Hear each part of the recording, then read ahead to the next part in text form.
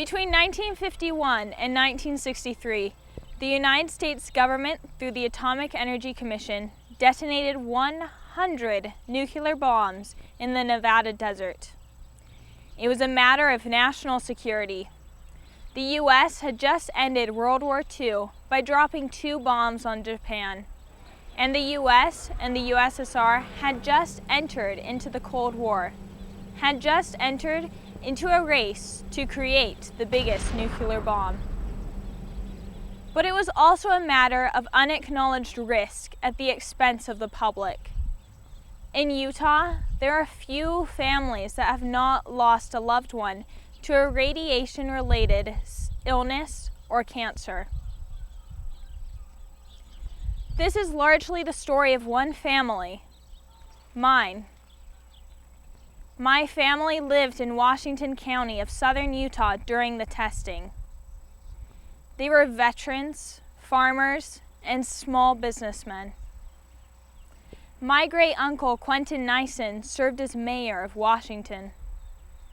My uncle Ralph Morris and his cousin Sheldon Nyson were school children at the time of the testing. At the age of 13, Sheldon died from leukemia. This is his grave. While this is the story of my family, told by my family and by Representative Matheson, this is only one account of the patriotism and trust in government that led to unexplained sickness and death.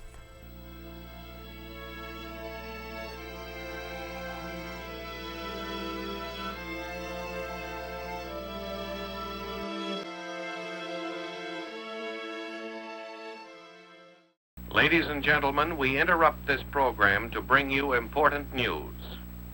Word has just been received from the Atomic Energy Commission that due to a change in wind direction, the residue from this morning's atomic detonation is drifting in the direction of St. George. It is suggested that everyone remain indoors for 1 hour or until further notice. There is no danger. This is simply routine Atomic Energy Commission safety procedure. My impression as a child was that it was very exciting to be a part of something. When we first started out, we thought it was just a big deal. It was patriotic and all this kind of stuff. We thought, when they were shooting them, but we didn't realize the poisonous in those bombs, what was in them, what the effects they had. My father was a downwinder himself. He went and lived in Cedar City right after he graduated from law school. And he told me how he'd get up and watch the sky light up from the tests, as did many people in the town. They felt it was their patriotic duty to support what was going on. It wasn't scary at all because everything and everybody told us how safe it was and how we were part of improving the world. We have no atomic monopoly. We must continue to increase our knowledge of atomic weapons to guarantee maximum military atomic strength. The testing of atomic weapons at Nevada is essential in the world of today to our existence as a nation. The towering cloud of the atomic age is a symbol of strength, of defense, of security for freedom-loving people everywhere, people who want peace. And you could see that actually up in the air here, the clouds, the kind of like reddish dust that come over. Radiation, but we still didn't catch on to anything about it, the damage that it could do. We knew what time the test was to be, and we would see a giant flash behind the Black Hill. And then, I think it was 13 seconds later, we would feel the rumbling coming from the explosion. Then, now in St. George in those times, if we lived close enough to school, everyone went home for lunch. Those who came from far around had school lunch. So when we'd go home from school to eat lunch, we would see a cloud going over town. Well, actually, it didn't look so much like a cloud as it just looked like maybe very high clouds, but they were pink. It was just like a pink covering of the sky. And we later learned that that was from the fallout, that I guess it was the dust that the bomb took into the air, and it would blow over us. Well, I didn't know what that meant. I mean, I was 10 or 11 or 12. I didn't know what that meant. But they told everyone that there was nothing to worry about. It was a bright flash. They set them all early in the morning, just when, you know, it was still dark enough. They lit up quite a bit over the hill here. And you just only had to wait about so long.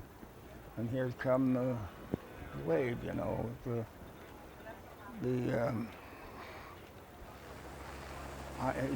come to be such a custom that, and that was before anybody suspicious of anything in it. Well, oh, hallelujah, it's like the 4th of July.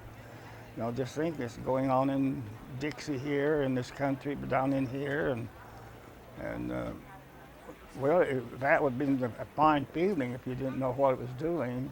But you know, the question was finally come out, well, how come that they won't shoot it if the wind's going towards Vegas? If conditions seem unfavorable or become so at any time up to 10 minutes before shot time, the test is postponed. If conditions seem favorable and safe, an order to proceed is issued. Sometimes we'd get up in the morning to watch the bomb, and there would be no bomb. So we'd all go back to bed or wherever, and then later on in the daytime we'd hear on the radio that the test had been postponed because the wind was blowing toward populated areas. Well, that meant it was blowing south and west to Los Angeles and Las Vegas, and those important people couldn't be harmed. But we who were much closer than Los Angeles, it didn't matter if the wind was blowing our way. And I think that was the first clue we had that something was not the way it was presented to us. The Atomic Energy Commission doesn't take chances on safety.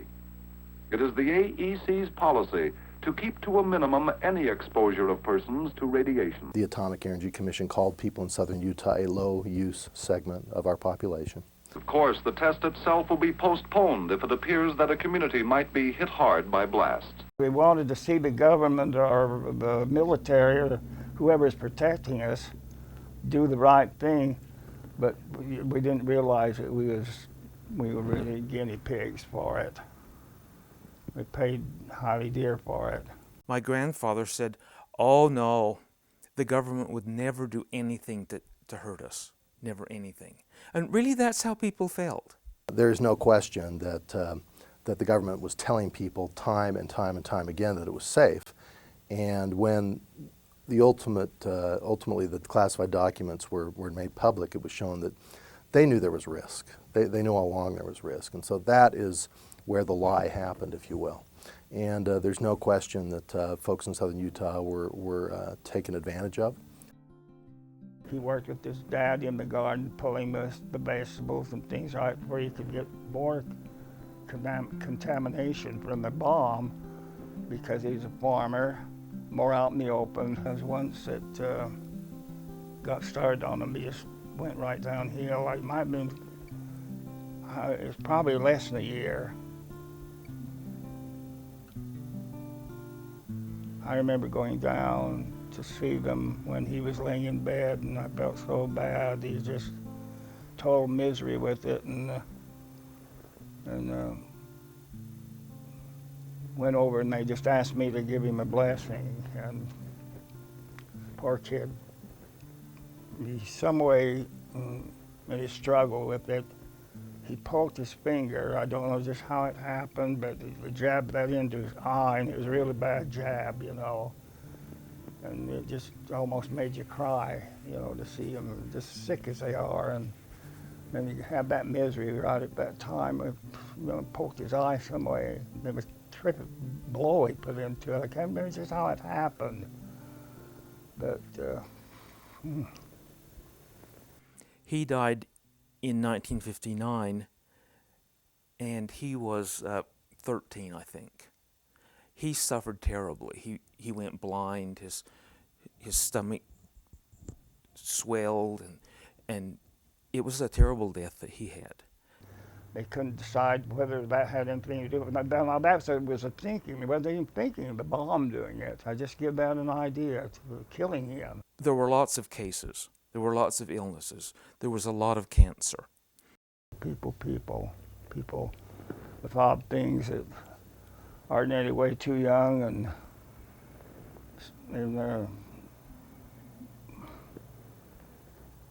that's about the. I know it took a while for it to sink in. There was too many deaths for the ratio of people compared to what it was and what was doing it. It just had to be something to do with the bomb.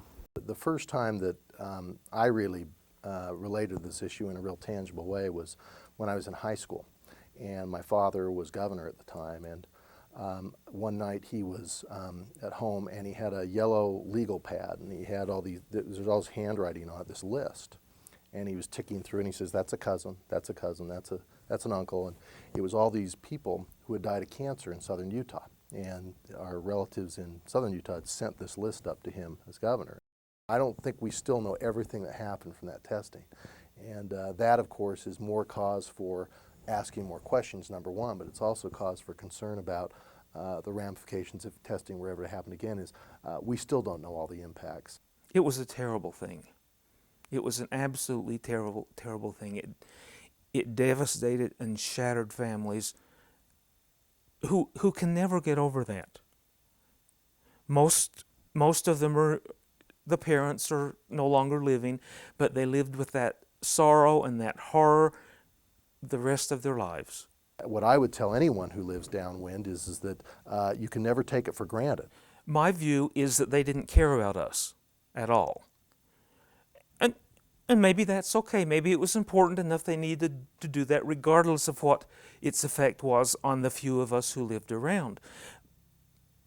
But it was not honest. It was not straightforward. Would Sheldon Nyson, my cousin, had died if he hadn't farmed and played in fallout beneath pink clouds of radiation? It is possible. Is it likely? No. All that can be known is that the Atomic Energy Commission told my family, the citizens of southern Utah, and all Americans that there is no danger. Time and time again, the message of no danger was spread, while 100 nuclear bombs were detonated above the Nevada desert, and cancer rates mysteriously climbed.